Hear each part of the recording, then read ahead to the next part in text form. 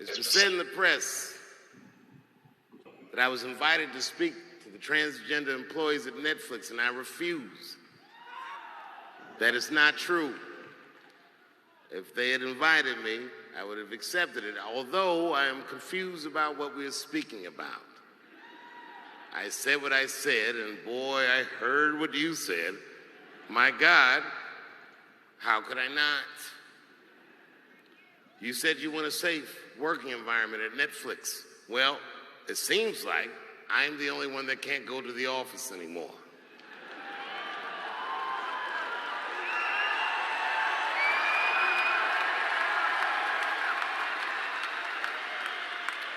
I want everyone in this audience to know that even though the media frames this, that it's me versus that community, that is not what it is. Do not blame the LGBTQ community for any of this shit. This has nothing to do with them. It's about corporate interests and what I can say and what I cannot say.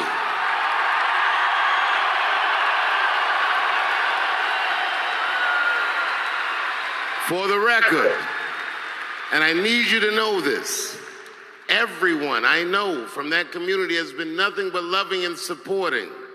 So I don't know what all this nonsense is about.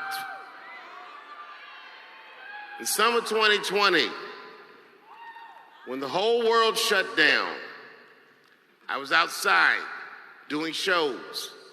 My neighbor had a cornfield, and he let me throw shows there, and people came from all over the country. Some people came from around the world to see those shows. The best comedians on earth came to my home and broke bread with me. And we lived our lives. We found a way to keep moving forward. I made a whole documentary about it. The first night of those shows was a piece that some of you might have seen. It was called 846, and it dealt with the death, the murder of George Floyd.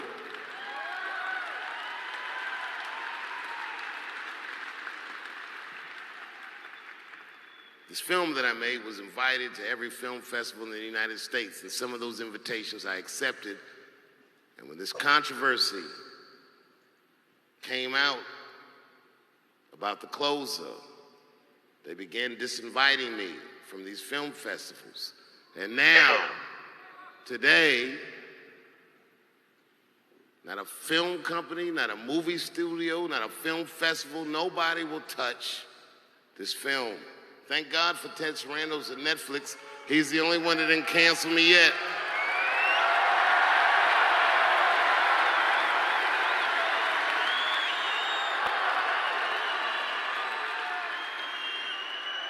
To the transgender community, I am more than willing to give you an audience, but you will not summon me. I am not bending to anybody's demands.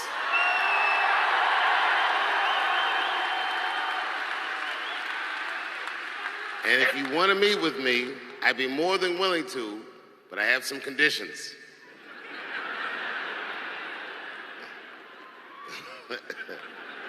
First of all, you cannot come if you have not watched my special from beginning to end.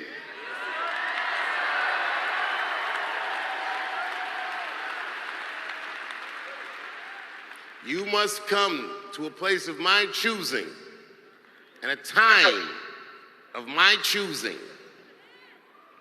And thirdly, you must admit that Hannah Gadsby is not funny.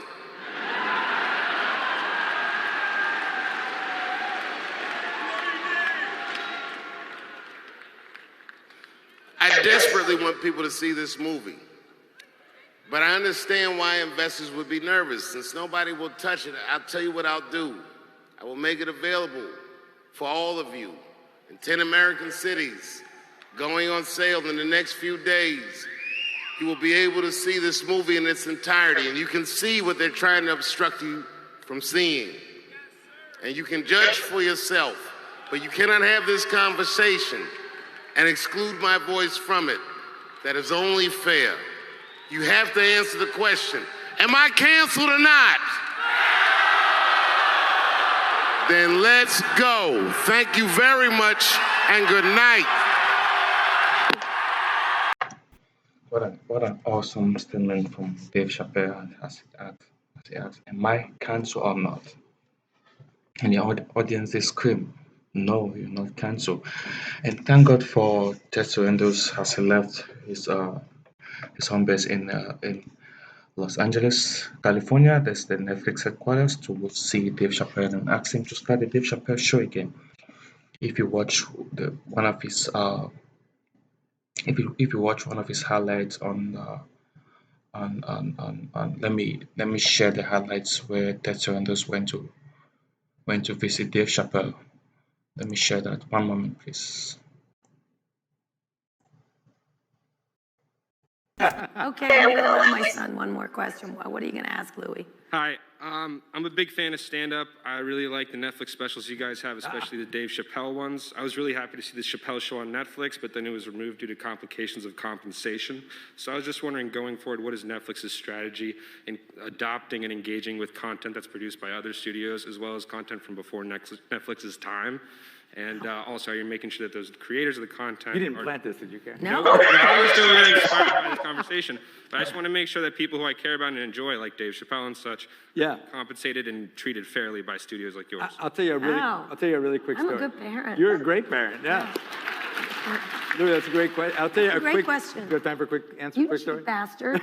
No, here's the better. No, I'm gonna save my reputation. Okay. So I didn't do hardly any business travel in the last 15 months because it just was too dangerous and too risky early on.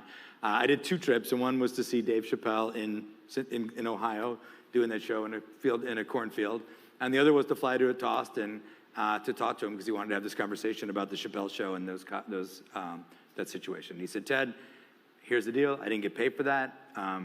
These people are making a fortune on I can't make a new Chappelle show because they own my name and my face. And I just feel like they are dealing in stolen goods.